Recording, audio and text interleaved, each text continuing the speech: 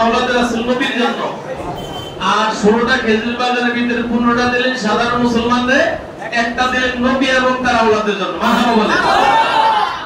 আমার নবী খুশি হইলেন, খুশি হওয়ার পর আমার নবী দুই হাত তুইলা সালমান ফারসির জন্য দোয়া করলেন। আমার নবী বলে আল্লাহ, আমার নবী বলে আল্লাহ, সালমান ফারসি ইসলামের এই দুর্দিনে এত বড় খেদমত করলো, কি দোয়া করব? দুইটা দোয়া হইল, আল্লাহ সালমান ফারসি তুমি হায়াতে বরকত দিয়া দিও এবং সন্তানে বরকত দিয়া দিও। সুবহানাল্লাহ। হায়াতে বরকত দিয়া দিও এবং সন্তানে বরকত দিয়া দিও। এই জন্য রিওয়ায়েতে কম বেশি থাকতে পারে, কিতাব প্রমাণ করে সাহাবীদের ভিতরে সবচেয়ে বেশি হায়াত পাইছে সালমান ফারসি, 250 বছর। সুবহানাল্লাহ। নারে তাকবীর। দোয়াটা কার? আল্লাহ। আবার বলেন দোয়া কার? আল্লাহ। নবীর জন্য বলেন কার? আল্লাহ। নবীর দোয়া কি কবুল হয়? হয় হয়। আমার নবী থাকে জমিনে, নবীর হাতের ইশারাতে চাঁদ হয় আকাশে 2 কোটি।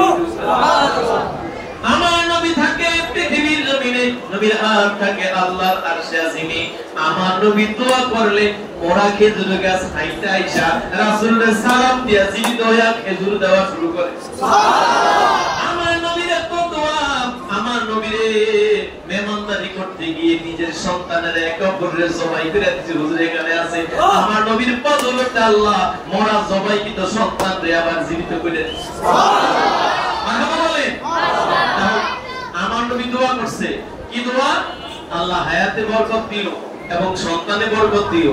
আল্লাহ সালমান ফারসির 250 বছর হায়াত দিয়েছে। এক রাওয়ায়াতে পাওয়া যায় ওনার প্রায় 100 সন্তান ছিল। সুবহানাল্লাহ। মারহাবা বলেন।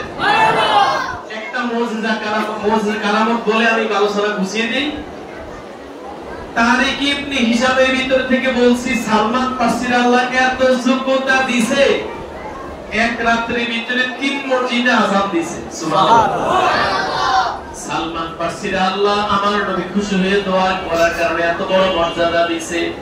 মাগরিবের নামাজের আযান সালমান ফারসি খানে কাবা মসজিদে, খানে কাবাতে দিয়েছে, আল্লাহর ঘরে। সুবহানাল্লাহ বলে।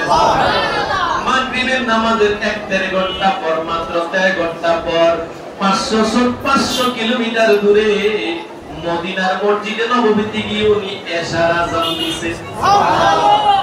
মাগরিবের আযান দিয়েছে খানে কাবাতে, 1.5 ঘন্টা পরে 500 কিলোমিটার দূরে গিয়ে মদিনার মসজিদে নববীতে উনি এশার আযান দিয়েছে। সুবহানাল্লাহ। তারপরে হাঁটা শুরু করছে 1370 মাইল, 1370 কিলো, 1370 কিলোমিটার দূরে মক্কা মদিনা থেকে বাইতুল মুকাদ্দাস 1370 কিলোমিটার দূরে গিয়ে ফজর আযান। সুবহানাল্লাহ। নারে তাকবীর। নারে রিসালাত। এটা কি সম্ভব? অবশ্যই সম্ভব। সম্ভব। মানুষ যখন আল্লাহ ওয়া রাসূলের প্রেমে কুরবান হয়ে যায়, কালবুল্লাহ ওয়া লিসানুল নওয়াদিল্লাহ ফিল হাদিস, হাদিসে কুদসিতে আল্লাহ পাক বলেছেন, মানুষ যখন ইবাদতে রিয়াজত করে তার হাতের পাওয়ার, চোখের পাওয়ার, অঙ্গ প্রত্যঙ্গের পাওয়ার আল্লাহ বাড়িয়ে দেয়।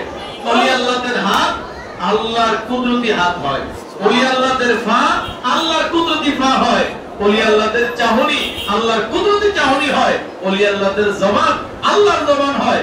অর্থাৎ যারা ইবাদতে রিয়াজত করে ওলি আল্লাহ হয়ে যায়, তাদের অঙ্গ প্রত্যঙ্গগুলো আল্লাহর কথা মতো চলে। সুবহানাল্লাহ। মারহাবা বলেন।